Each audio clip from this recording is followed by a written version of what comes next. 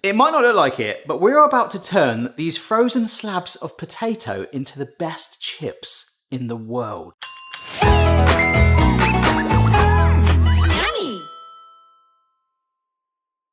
Only 20 quid and it does the job for certain tasks. Obviously it can't dehydrate stuff. And apart from the tippy bucket, which I think my trivet can help prevent, it should be okay. I actually think that duck fat, oh my word, has a lower smoke point than some oils. I think than other animal fats as well. Apparently beef fat is a really good one to use too. Beef tallow, they sometimes call that. And why this over groundnut oil? I think it's just flavour, if you want that. It's just a fat of your choice that you want to cook in, but it is sometimes considered luxurious, adds a different sort of flavour. However, for this first part, and boy, am I going to need kitchen towel at the end if this does work. The really cool thing is that we can actually set to warm to 130C, like Tuck did, in there to warm the duck fat up. I guess we'll just skim over the fact that as I open the door, the temperature is going to drop by the second, but hey ho. Obviously, I'm aware this goes against nearly everything an air fryer should be. Maybe I should use like a teaspoon of duck fat oil and hopefully it just mixes around.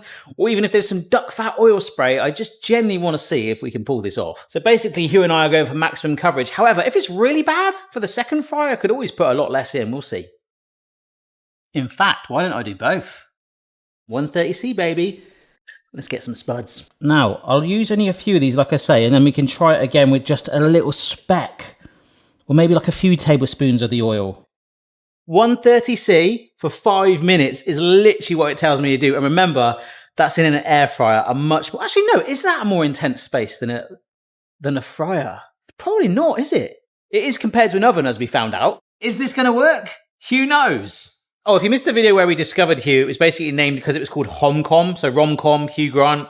I know it doesn't really make that much sense. Some of you guys were actually saying Homcom is quite a respectable brand and they do like your furniture as well. So they're like obviously quite diverse. But it has just passed 5 minutes. I've increased the timer because not much appears to be happening. It's definitely warm. I'm just worried that those potatoes are going to disintegrate. So I do feel right now that I'm deep frying in an air fryer, you know? So I think we will do a much smaller amount of fat and just shimmy them delicately. Okay, I've got 1 minute left. I don't even see that.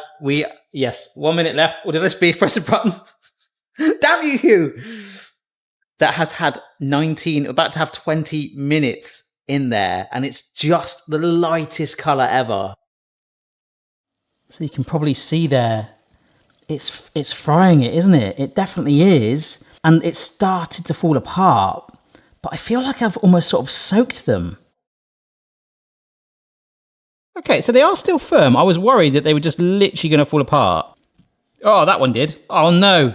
I don't think putting them in a lot of oil is a good idea. These have been in the freezer again. And rather than pouring some in, even though I can see there's a little bit that's sort of gone to one end, can you see that at the bottom? Oh my gosh, they're sliding. If I just brush each bit... and obviously that'll run off and stay in the bucket and hopefully blow around air fryer style. I've set it to 15 minutes, so 5 minutes less. I generally think this will work better. So yeah, maybe I shouldn't have tried to turn the air fryer into a deep fat fryer. It should get the crunch, but will it bake the center? That's the only problem. Okay. I don't know if you can hear it. Probably not, but that is way stronger. It's got a nice coating on it now. A very, very light crispy outer, but they're holding their shape much more. So again, these are going to go in the freezer with our other batch that we just submerged in a massive, massive duck fat vat. Duck fat vat. Nice. So I think we've answered our own question there. Classic air frying style with a little bit of oil in an air fryer. Who would have known? It does actually work way better than submerging it in the oil. So for the final fry at 180C, I might even push it to 190, we'll see. We'll see, no pun intended. 180, 190C. We'll see. Oh, I'm stuck in a loop now. See what I've done? Just before they go in, this back row is actually made up of the ones that were fully submerged in the oil, and you can sort of see how more damaged they are. I mean, there's one or two here that are where we just had that much little amount of oil, but that is a crazy difference. But they all do have it. It's quite hard to see it on the camera. Just this very, almost like a tree kind of look, where there's like this skin, this sort of like bark, very, very light coating that's formed. It doesn't need it, but we kind of had it to one side anyway. I'm just going to drizzle on a little bit more of that duck fat. really hope this works. The fryer option is feeling way, way safer right now. So, I'm going to put 15 minutes just to give it some slack. 180C. Let's see. I did it again. The C, a pun with C's. Let's see. Can't wait to find out what happens. You hear that? I can see it's starting to colour. It's not quite at the shaky territory yet. I'm not going to risk that. Mashed potato for everyone. But we are getting there. So hopefully next scene you'll see is shaky. I can shake them around now, baby. They might even be done. They smell really cheeky. Got the wire rack out again, just because that can catch that little bit of oil in there. Fantastic colour, very hot. That has turned out blooming awesome. Oh, you cheeky thing. Just like a lovely colour on them. So rather than just sprinkling these in salt, I went to a restaurant in London which was also Michelin-star, and they made these amazing fries that had rosemary on. This is the same bowl I shook the chips up in earlier, and yes, for confirmation, I did eat them all. So I'll chuck in some salt. Here's that garlic powder, freshly chopped rosemary, pepper, and some grated parmesan. Here we go. That's going to give even more flavour. Oh, sorry if this is a little bit out of focus, but these look absolutely sensational. I don't want to hold them for too long because I don't want them to go too cold. Oh, that seasoning. Wow. Oh my word, that is incredible. We've got that fluffy middle. I really thought it was going to be baked through and sort of like firmer, but no. You can taste the difference in the fats and the oils. However, I can't really actually identify which one was the first batch that we actually semi-deep fried in an air fryer. We didn't need to do that. In fact, it was harder to do it that way. It made it more fragile. Oh my word. Oh, the crunch is there. The fluffy middle is there. I think it works. And remember, we used far little fat in that, so that is actually a darn sight healthier. Just won't talk about the parmesan or anything else, okay? We set off to achieve that mission. Can you make Michelin-star recipe chips in an air fryer? Yes.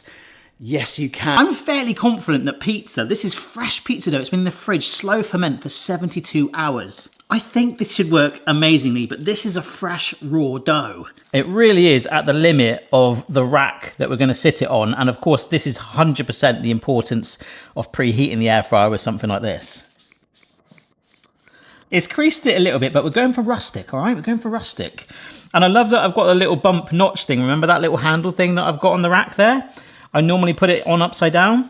My reason for doing that is because I just forgot. However, my way around it is we will probably just sit it on some foil there to help lift it out, because we're going to part cook the base to help it.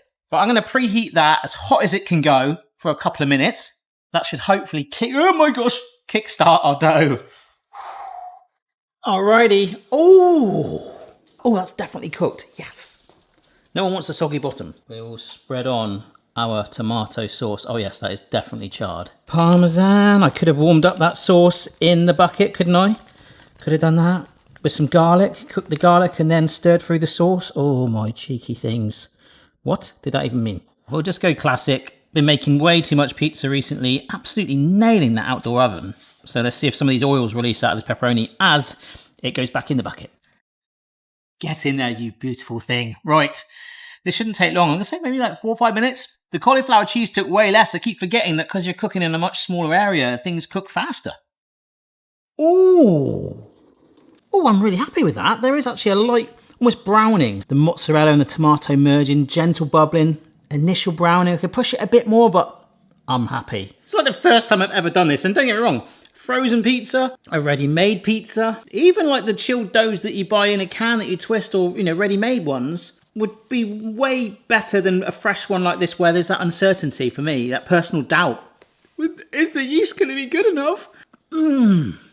Oh, thank goodness we preheated that base, because it has cushioned. And ultimately, more importantly, it's cooked it.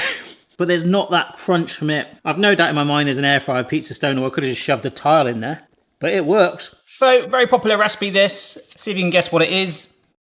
No, it's not a block of butter. Well, that is a block of butter. This one's going to be a little bit quirky. It would not be a Barry video if we didn't do something quirky, and that's the next one after this. But even this is kind of fun. Here we go then. Some nice melted butter. And this might give it a massive hint. This is a mix of castor and light brown sugar. We're adding some vanilla extract. An egg with an extra, egg yolk. Now, someone once told me that if you hit a chicken with a stick, it lays a double yolker. And you remember when you sort of like share a story because you're like, yeah, that's believable. And that's quite a quirky fact. No one's going to like question it. Well, a very young teenage Barry believed that for a while. Flour, plain flour. Bicarb of soda. Here we go. If you've not guessed it, we are making chocolate chip cookies from scratch in the air fryer. Absolutely bonkers.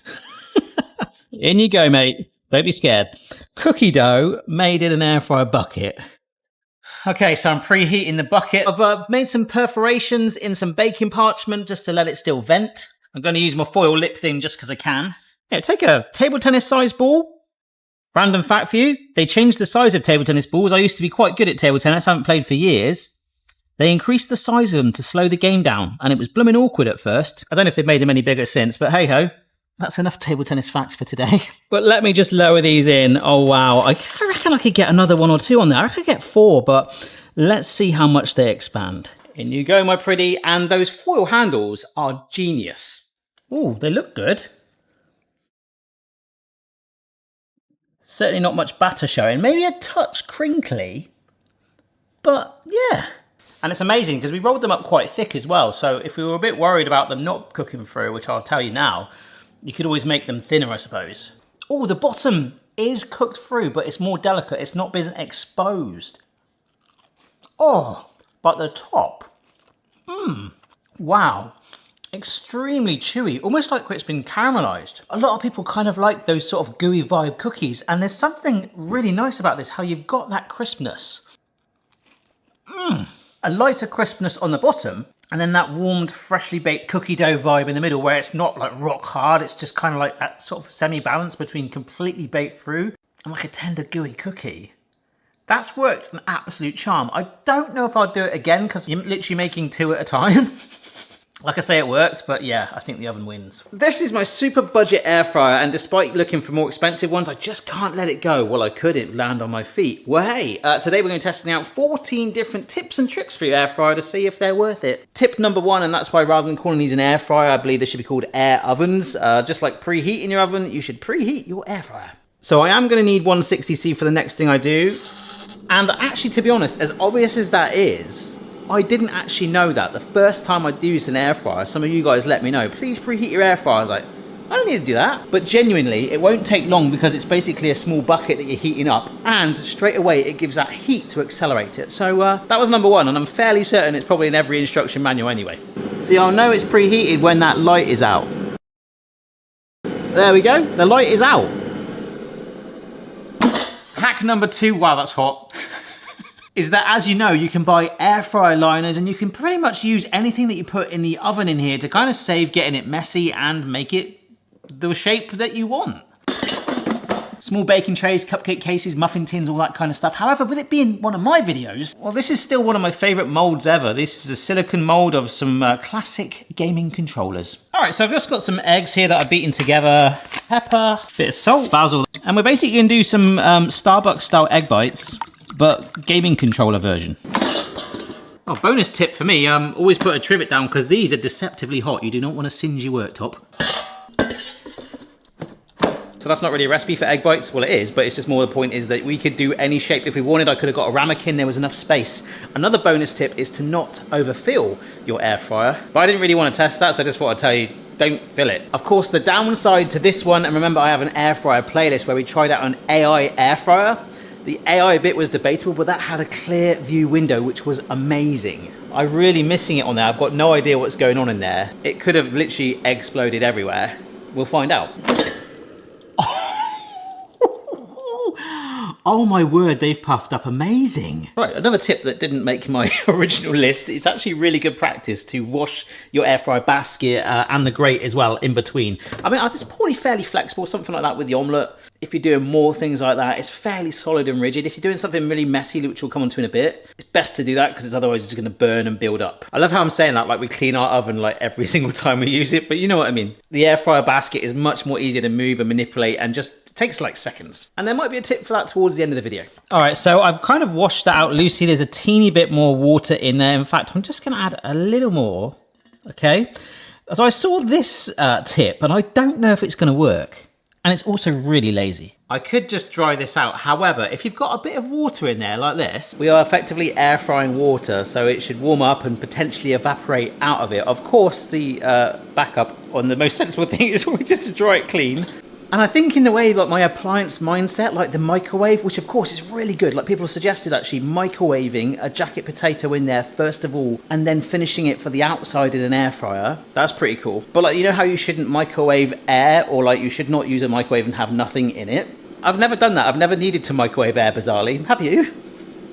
I kind of get in those vibes with that. There's like nothing in there, but I'm like, why should I do that? But of course, it's like turning an oven on. I'm just heating up a very small amount of water to lazily dry it. Right, that has been about 3 minutes. Oh my word. I tell you what, that's blooming worked. Look at that, there's a tiny drop, and if I really wanted to push it, that looks immaculate. Right, let's move on to the next one. but sorry, that is amazing. Anyhow, this next tip, this is some mayonnaise. This is gonna be a grilled cheese. Just a different option for charring it, really. So face down. This is a medley of cheese, mayonnaise again. There we go, mayonnaise on top. So when you're making a grilled cheese, something that can potentially happen is that the bread can get lifted off and just fly around. So a tip is to actually skewer that in place, and that should stop it blowing away. That looks kind of like a weird budget castle, doesn't it? So whilst that's preheating to help our grilled cheese, I've got some tin foil here. So I've got it into a rectangle, gone over and over again, so it's fairly strong, okay? And what we can do is sit the grilled cheese onto the foil like this, and then lift these sides up, okay? To be fair, out of all the tips so far, genuinely, having a trivet just there will save your marriage. That is a true story, folks. Look, so we've got the foil here to help us like drop it in. In that goes, and that foil is going to be our best friend in a bit. As for turning it, I've not really worked that out yet, because obviously you want to brown both sides. But another tip that I saw on Reddit, which is an amazing website, I think Reddit's really underrated. Someone said how they like to actually not make toast in their toaster anymore, they generally make it in their air fryer, and he recommends a bagel, just shoving the whole thing in, really going for a gorgeous golden colour on the outside and turning it. It will warm the inside but still leave it sort of soft and pillowy. I really want to try that, but I haven't got a bagel. Alrighty, just take a little bit of time. Now I was saying this to Patreon actually, I'm not sure if I should have soaked those bamboo skewers. You normally do sometimes, and they do look like they want to ignite. I was supposed to use toothpicks. Pretty much similar things, right? But they look like they've had a good time in there. But the foil enables us to lift out like that. That's pretty good, isn't it? And that would work for other dishes as well. Let's say you've like made a cake in there and a cake tin. You can put an actual cake tin in to save using your bucket. But I'm actually going to have to take these out. So I should be able to just turn it over. Oh my word, look, that's nearly done that side. And it's fairly linked together anyway, but just for the heck of it, it served its purpose. That will not blow away now. Just lower it right in like that. This is actually really useful. All right, so we can see how well that got done on the bottom side already. So it's probably going to need about 2 minutes on the top. Let's see. Alrighty. Whoa, look at that colour. Oh, I will say it got like, can you see the holes there? It looks a little bit like a dice. I will say, oh, what a crunch. It did take slightly longer than butter having the mayo on there. But yeah, look, that is nice melted cheese. And there is something about the crunch. If any of you guys try the bagel in the air fryer before I do on a video, let me know, because I think that's going to be incredible. Well, you might be intrigued to see what these look like. Now they've cooled down, they shrunk a lot, so they're coming out of the mold really easy. Look, that is a Mega Drive controller. Doesn't look too bad. The NES, used to love the NES. And the PlayStation, which is probably the one that I use the most. And actually it's got quite intricate details on it. It's actually worked out quite well. However, it wasn't really about the controllers. It's just more the fact that you could have used a ramekin, a muffin tin, whatever, like silicone, heat-proof stuff, whatever goes in the oven. I've shown this on the air fryer playlist before, but another way to keep this bottom grate looking great or cleaner, but still maintain the airflow, which obviously with it being like a fan oven effectively, you want the air to circulate. So what we do is just take a piece of baking parchment, carefully sit that in, and then you can just make holes in the baking parchment with a knife. I did see a place that actually sold these pre-shaped like this per your air fryer if you wanted to, but you're getting that airflow still through it. That's pretty cool. Yeah, one man, one air fryer pan. So right here is some chicken that I am just patting dry. Now I wouldn't really do this, but it's just to kind of enhance this next tip.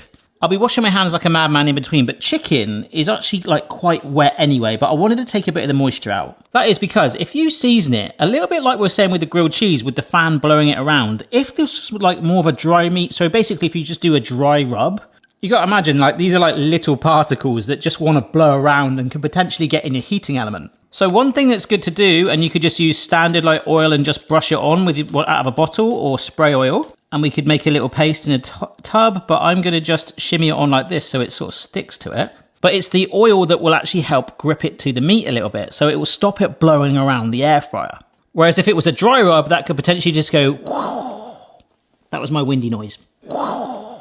So I've got them on there on the vented baking parchment.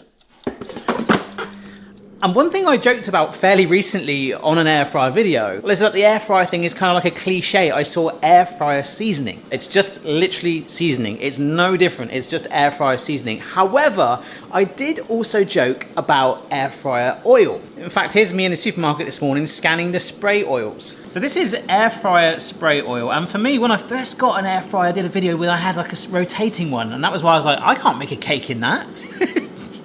Just be like crumbs.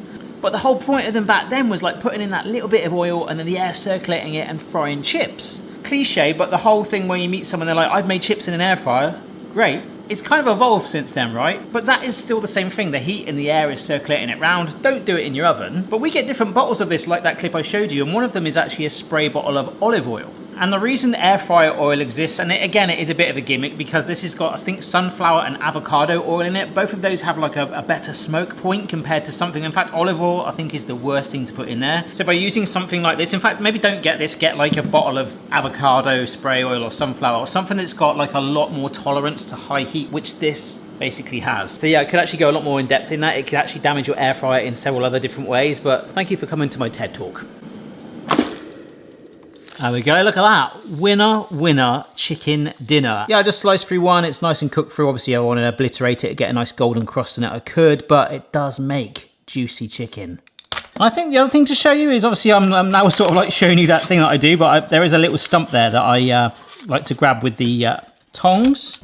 You see, it has caught all of that fat. So underneath our grate is clean. That is the thing with the air fryer. It does make like really juicy chicken. So these are some Pringles that are literally stale. We've actually found them in the cupboard from about a month ago anyway, from a party. But they are... Oh. So what we're going to do is put them into the bottom of our air fryer. They're obviously one of the worst shapes I could have. This was another tip I was going to say about, obviously we talked about pinning down the bread and the cheese earlier to stop movement. When things are lighter, they could actually blow around. So where you can't like put a toothpick in, you could actually use the grate here as a sort of trivet, just basically to protect it from blowing into the heating element. That is one tip. Weighing your food down if you're worried about it. Obviously if it's wet or heavy, it's not going to matter. But I think that shows the true difference in the speed of the fan in such a small area, something like this, whereas the fan oven in there, like could you imagine if I was doing something like that there and I opened the oven and like Pringles flew out? It'd be hilarious. But the point of what we're doing out there with the Pringles is apparently if you've got like stale crisps, if you bung them in the air fryer with nothing else for about 3 minutes, apparently it should bring it back to life. Alrighty. Oh, I think I left them in a little long. Yeah, I did. Look at that. They look like cakes. However, I left it on 200C. That will be why. All right, I'm not risking it this time. Oh, yes. That actually worked really, really well. Our daughters have got a habit. In fact, yes, these Pringles legitimately were. I think it was Phoebe's tube from a party she had. And she's really passionate about her Pringles, where she like hid them literally right at the back of the shelf. And we're like, oh, last night I was like, has anyone got any stale crisps? And Phoebe was like, I think I might. Well, not anymore.